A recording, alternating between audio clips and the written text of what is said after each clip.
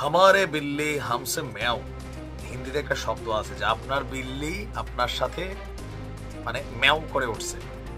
এখন আমরা বিষয়টা আসলে কার সাথে কানেক্টেড করব? এটা কি জনাব তারেক রহমানের সাথে কানেক্টেড করব, নাকি রাজনৈতিক দল হিসেবে বিএনপির সাথে কানেক্ট করব, নাকি ডক্টর মোহাম্মদ ইউনূসের সাথে কানেক্ট করব? আমার পারসেপশন বলছে এটা বিএনপির জন্য, বাট আবার আরেক পারসেপশন বলছে এটা ডক্টর মোহাম্মদ ইউনূসের উপর একটা চাপ প্রয়োগ করার চেষ্টা চলছে। দর্শক, গতকালকে আপনার ইউরোপীয় ইউনিয়নের একজন উচ্চ প্রতিনিধির সাথে ডক্টর মোহাম্মদ ইউনূস বলছিলেন যে এই ডিসেম্বরের মধ্যেই সম্ভবত নির্বাচন হতে যাচ্ছে, এবং সেনাপ্রধানের যে একদম প্রথম এই সরকারকে ক্ষমতায় বসানোর পরে সেনাপ্রধান বলছিলেন যে 18 মাসের মধ্যে নির্বাচন হবে। গেল এক সপ্তাহ আগেও সেনাপ্রধানের বক্তব্য ছিল যে সবাই সতর্ক করছেন আগামী ডিসেম্বরের মধ্যে যেন নির্বাচন হয়। ইসি বলছে ডিসেম্বরের মধ্যে নির্বাচন হয়, বাট আজকে যখন গতকালকে ডক্টর ইউনূস বললেন ডিসেম্বরের মধ্যে নির্বাচন হতে পারে সম্ভবত, এর একদিন পরেই আজকে এই জাতীয় নাগরিক পার্টির যিনি প্রধান আছেন, দ্বিতীয় আছেন, তৃতীয় আছেন, তারা সরাসরি ডক্টর মোহাম্মদ ইউনূসকে এক ধরনের হুমকি দিল। আমার কাছে মনে হলো নাকি হুঁশিয়ারি বলবো, একটু পার্থক্য তো আছে। কেননা নির্বাচন কখন হবে এই সিদ্ধান্ত এই ছাত্রদের রাজনৈতিক দল মনে হয় নিতে যাচ্ছে। তাদের বক্তব্য আওয়ামী লীগের বিচার না হওয়া পর্যন্ত নির্বাচন হবে না।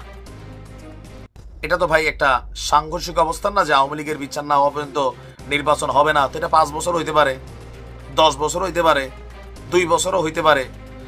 আপনার আজকে সকাল 10টার দিকে রাজধানীর রায়ের বাজারের বদ্ধভূমিতে যেই 24-এ আমাদের যে ছাত্র জনতার মধ্যে যারা নিহত হয়েছিলেন তাদের কবর জিয়ারতের পর সার্জিস বলছেন যে হাসিনার নির্দেশে এতগুলা হত্যা করা হলো, সেই খুনের বিচার না হওয়া পর্যন্ত কিভাবে এদেশের মানুষ ভিন্ন কিছু চিন্তা করে। তো তুমি কি মানুষের চিন্তার মধ্যে হাত দিবা? কার কি চিন্তা দরকার? এরকমই অনেকটা এই আওয়াজগুলো ফ্যাসিবাদী আওয়াজ। খুনি হাসিনাকে বাংলাদেশে নিয়ে আসতে হবে, তো যাও ভারতে গিয়ে তোমরা নিয়ে আসো। সরকার তো তোমাদেরই, ডক্টর ইউনূস, তিনি কেন আনতে পারছেন না? বা তিনি চাইলেই কি আনতে পারবেন? পারবে না। এই ক্ষমতা এই অন্তর্বর্তী সরকারের নাই, প্র্যাকটিক্যাল বুঝতে হবে। নাম্বার 2, বিচারের মঞ্চে দাঁড়াবে, ফাঁসির মঞ্চে দাঁড়াবে, অনেকটা মামাবাড়ির আবদার রাইট নাও। হ্যাঁ, শেখ হাসিনা যদি কোনো রায় হয়, সাজা হয়, সেটা প্রসেসিং সিস্টেমে আইসা হবে। লুৎফুজ্জামান বাবর ফাঁসির আসামি, এই ফাঁসি দিতে দিতে উনি আবার বের হইয়া জিন্দা হইয়া আছেন, ঠিক আছে? তো তাদের বক্তব্য শেখ হাসিনা এবং আওয়ামী লীগের বিচার না হওয়া পর্যন্ত বাংলাদেশের কোনো মানুষ, কোন রাজনৈতিক দল ভুল করেও যেন নির্বাচনের কথা না বলে। যতদিন না আমরা খুনি হাসিনাকে ওই ফাঁসির মঞ্চে না দেখছি, এই বাংলাদেশে কোনো নির্বাচন হবে না। এটা তো ভাই থ্রেডমূলক কথাবার্তা, সোজা সাপটা হুমকিদাতা। মানে আমার ছেলে বলো হুমকি একটা দেওয়া হলো, নির্বাচন হবেই না। সরকারকে হুমকি দেওয়া হলো, বিএনপিকে হুমকি দেওয়া হলো। তোমরা রাজনৈতিক দল হিসাবে এটা দাবি করতে পারো, বাট এভাবে হতে দিব না। ফ্যাসিবাদী আওয়াজ, এইটাই ফ্যাসিবাদী আওয়াজ। নতুন বাংলাদেশ, শেখ হাসিনা মনে করতো বাংলাদেশ আমার বাবা স্বাধীন করছে, দেন এই দেশটাতে আমি যা খুশি তা করবো। এটাই তো সমস্যা।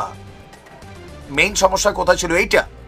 এখন এই 24 আগস্টের পরে, 5ই আগস্টের পরে আমাদের ছাত্ররা অনেকটা ওই শেখ হাসিনার স্টাইলেই আমরা এই দেশ স্বাধীন করছি, আমরা যা কম এই দেশে তাই হইতে হবে।